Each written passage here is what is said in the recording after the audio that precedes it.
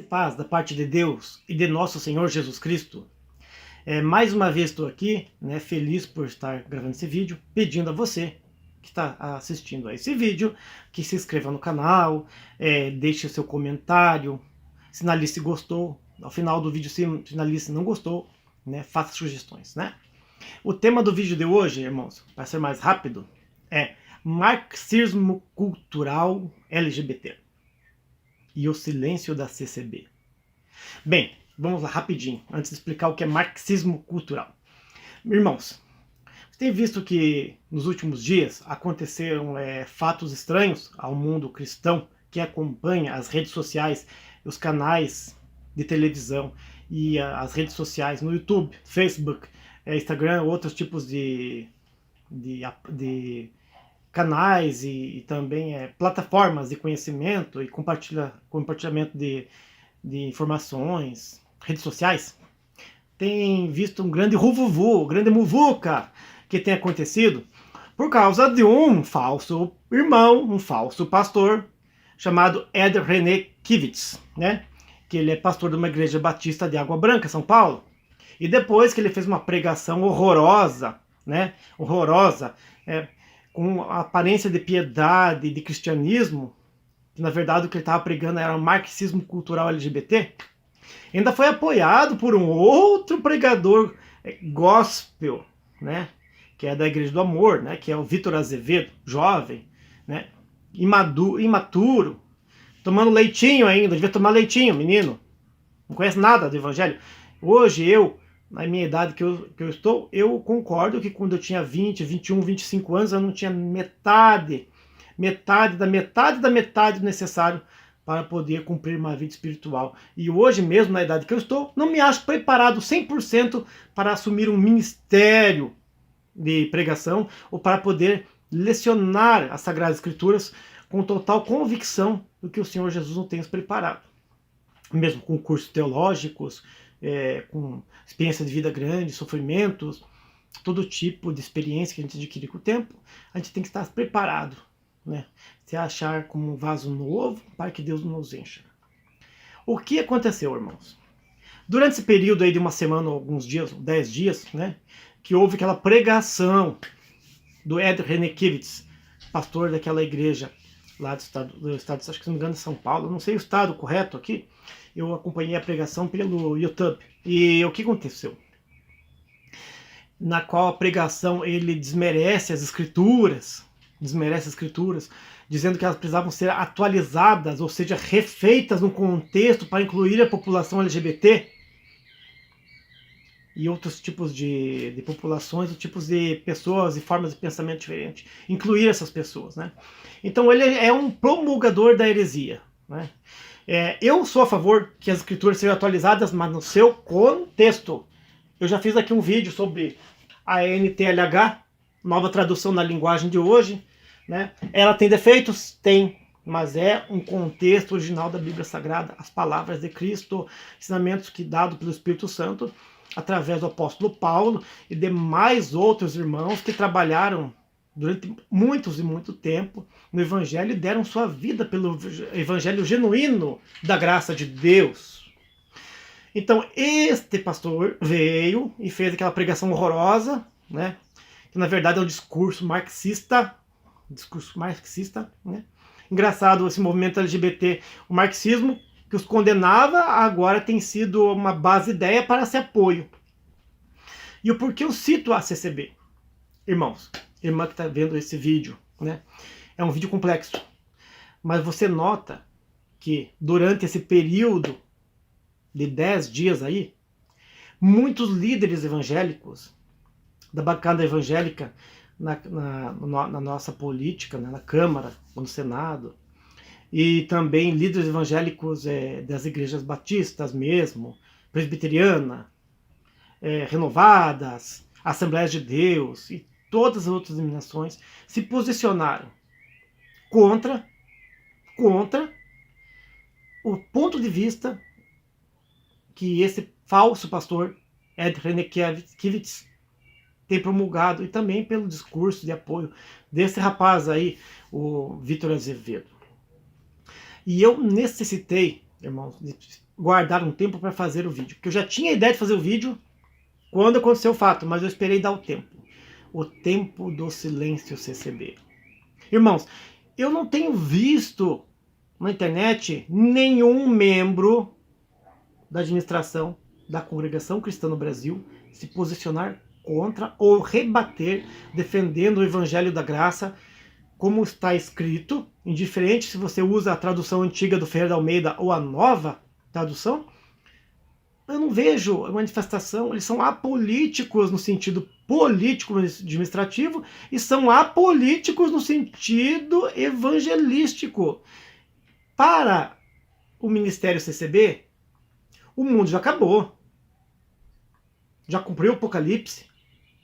Já acabou o mundo. Eles estão no tempo da graça só deles, né? Estão vivendo o milênio deles. O mundo que se dane, se lasque. Me perdão pela palavra chula e grosseira, né? Mas para o Ministério CCB, isso aqui não importa mais nada. Eles têm um cargo que é de pregar bonito, falar bonito e inventar um monte de conversinha e blá blá blá em cima do povo, pegar coleta, né? E tacar-lhe pancada em todas as denominações. Mas na hora de defender o Senhor Jesus Cristo e a sua palavra, o que eu vejo? Silêncio. E isso, irmão, se você puder, irmã, puder necessitar de pensar bem, já aconteceu aí há alguns meses atrás, quando, por exemplo, um grupo de humor chamado Porta dos Fundos, mau humor, né? Satírico, mas não é sátira verdadeira, aquilo ali na verdade é blasfêmia, né? Utilizando-se de marxismo cultural LGBT, satirizou o nosso Senhor. Eu não vi em nenhum momento a igreja se pronunciar. A igreja, a congregação não se pronunciou. Eu não vi nem cultos online, nem fora de culto online, nem por circular, por nada. Conversei com irmãos do ministério aqui em Curitiba, ninguém toca no assunto lá. Olha, por enquanto não veio nada, não se envolver nisso. Quer dizer, eles lavam as mãozinhas igual Pilatos lava e não toca no assunto. Mas se voltarmos antes ainda, em 2002 até 2006, existia uma deputada, se não me engano, o nome dela é Yara Bernardi, e ela deu ela tentou aprovar um projeto chamado PL 122, que é o projeto de lei 122, e depois foi ratificado pela Marta Suplicy em 2006, 2007, né? O único líder evangélico que eu vi se levantar para defender os cristãos sobre esse projeto, que aliás eu não contei para vocês o que é o projeto, esse projeto PL 122, que está lá enterrado, pode ressuscitar a qualquer momento, ele critica, censura a Bíblia Sagrada e qualquer tipo de manifesto de cunho psicológico, cultural, escrito, áudio, vídeo, qualquer tipo de material que fale contra o movimento LGBT, contra esse pragmatismo que nós estamos vivendo e esse ativismo gay, com pena, estão na crime. Ou seja, a Bíblia Sagrada, como nós temos, se fosse aprovado esse projeto, ela viria com tarjas pretas em cima de textos, ou suprimido textos, talvez suprimido por asteriscos ou por páginas em brancos. Quer dizer, iam tirar texto da Bíblia, ou mudar a Bíblia Sagrada. Isso já foi tentado pelos partidos de esquerda, ideologia esquerda, marxista, né, fundamentalista marxismo, a fazer isso lá em 2006. Somente um pastor evangélico que eu vi se bater de frente com isso aí, de começo, que foi o pastor Silas Malafaia, da Igreja Associação Vitória em Assembleia de Deus, Vitória em Cristo. Depois tivemos o senador Magno Malta, que também foi de frente com ele, já pegou a bandeira do aborto junto, e os temas cristãos. Então veja, mas em nenhum momento eu vi alguém da presidência, do escalão da Congregação Cristã no Brasil, apoiar. Tivemos até membros da Igreja Católica, do clero da Igreja Católica, que foram a favor do pastor Silas Malafaia, quando ele esteve em Brasília. Durante manifestações do impeachment da presidente Dilma, também houve um movimento aí e não se apareceu. Mas o importante é que a gente fala o quê? O marxismo cultural, que foi uma apropriação das ideias do Karl Marx, Friedrich Engels e também outros pensadores de esquerda, né, como Antonio Gramsci e outros pensadores, eles visam destruir o sistema familiar comum e verdadeiro e único, é desestruturar uma sociedade para destruir ela, começar uma nova sociedade anárquica, que ela é transitória e ela transforma-se numa sociedade ditada por uma pequena parcela da sociedade, que não seria uma ditadura na cabeça deles, mas seria um governo centralizado por uma nova cultura. Isso a gente pode traduzir numa nova era. Uma nova era marxista ou comunista.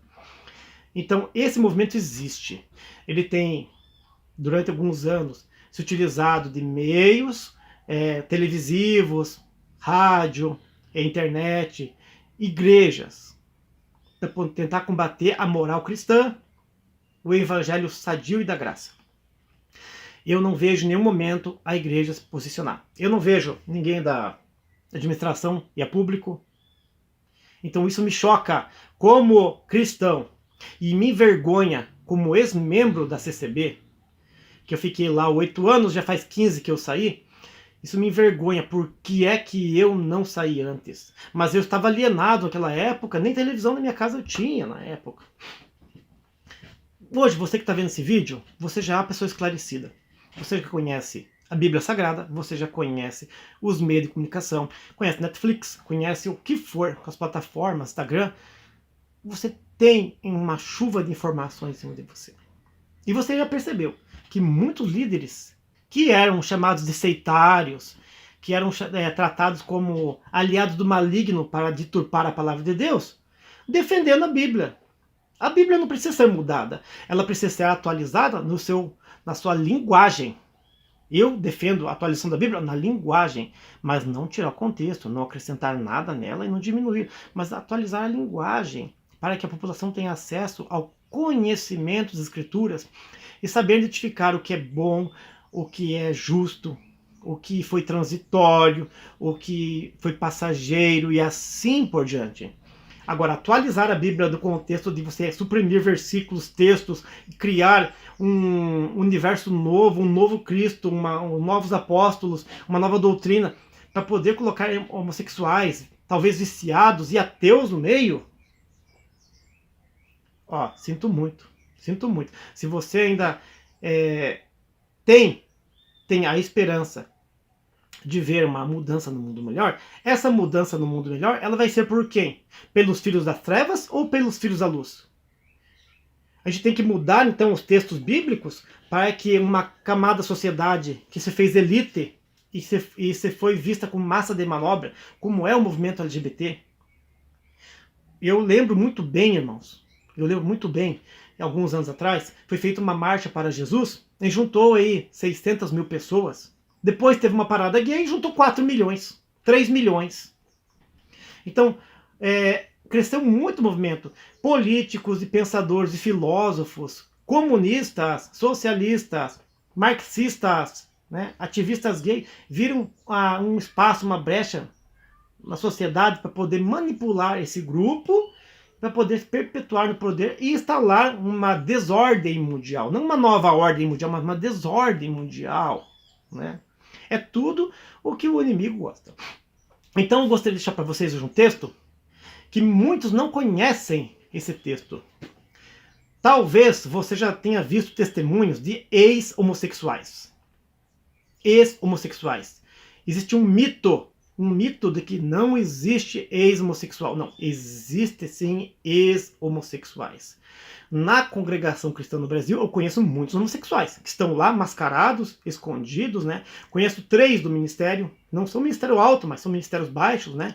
Alguns de menores cargos para jovens e menores, outro cargo que não é tão importante na parte de leitura, de ensino, mas são ministérios administrativos. Conheço 3 homossexuais que estão lá há anos e praticam homossexualidade escondido.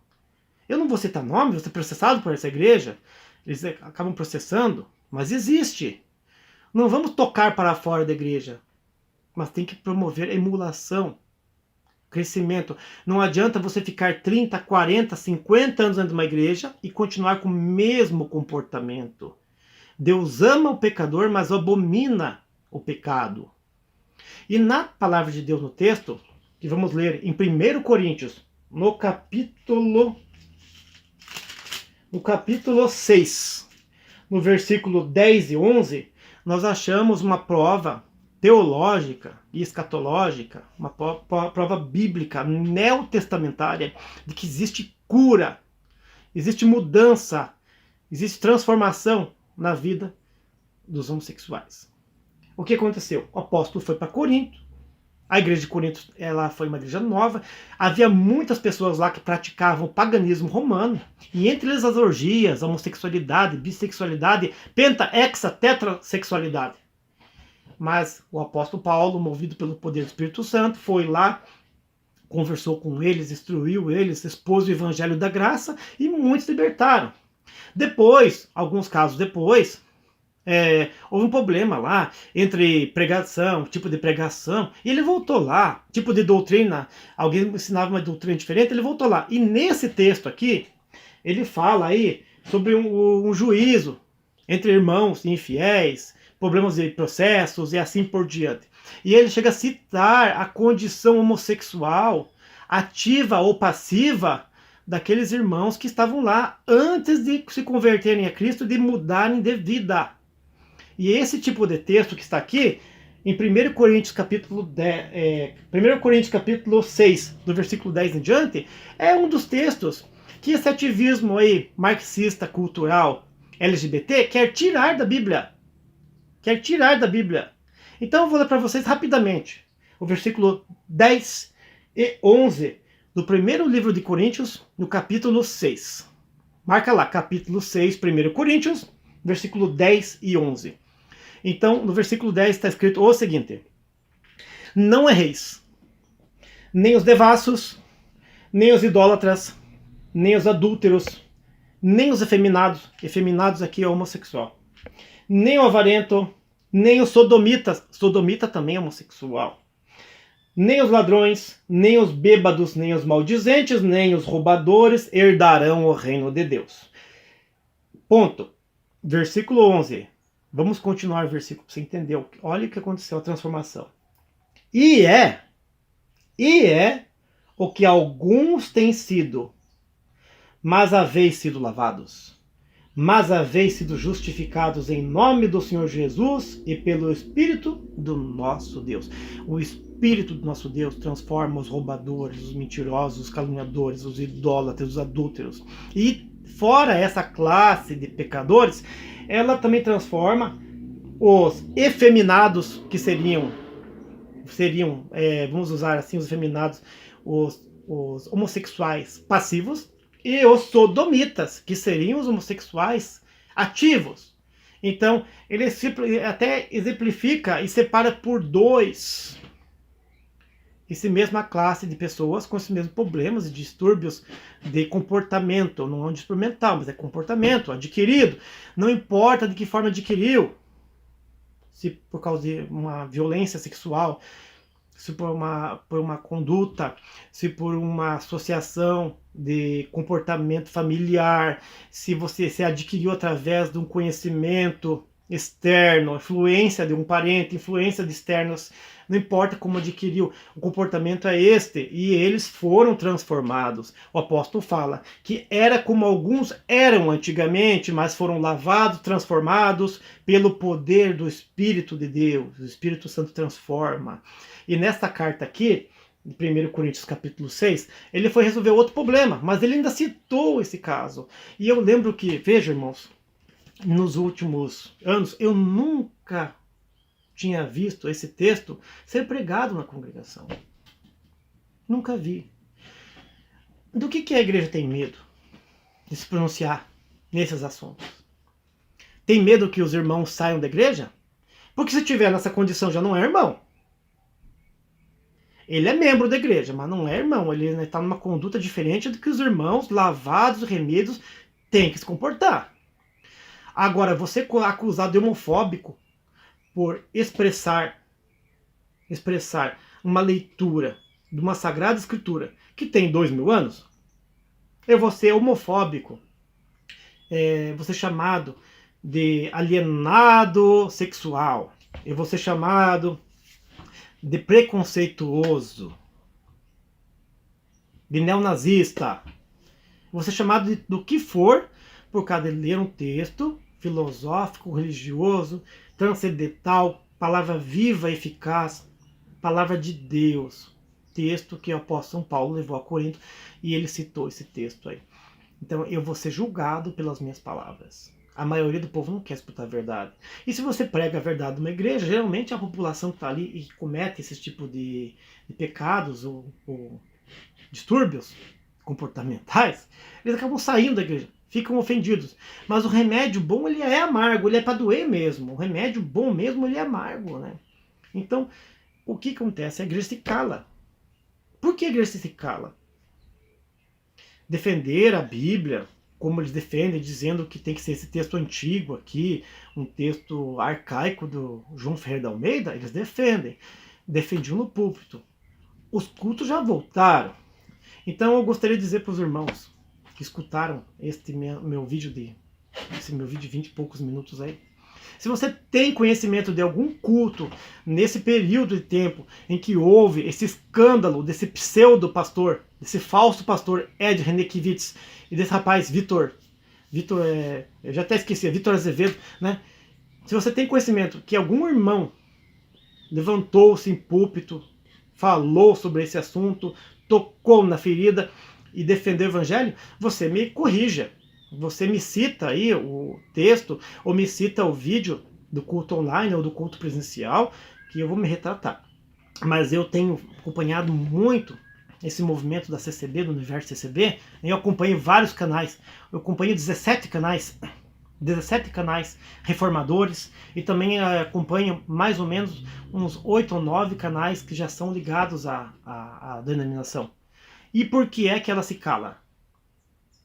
Então, se você acha que a tua igreja é obra de Deus e ela não se levanta para se defender, fica meio estranho.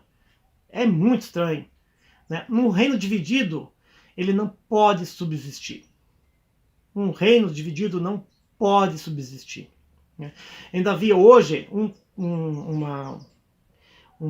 vídeo do canal Jesus Copy, né? Jesus Cup, né? Que fala sobre homossexualidade. Ainda hoje eu vi mais um texto, né? Então várias igrejas condenadas pelo movimento conservador da CCB, as igrejas pretas, as igrejas dos roqueiros, mas a maioria vem se posicionando contra essa porcaria, esse estrume falacioso que o Ed Renekiewicz anunciou. Ele já não é a primeira vez que ele fala bobagem, mas ele está demonstrando essa filosofia marxista cultural que está apropriando das igrejas, que tudo é lícito, tudo pode se fazer, e há um politicamente correto e um politicamente incorreto.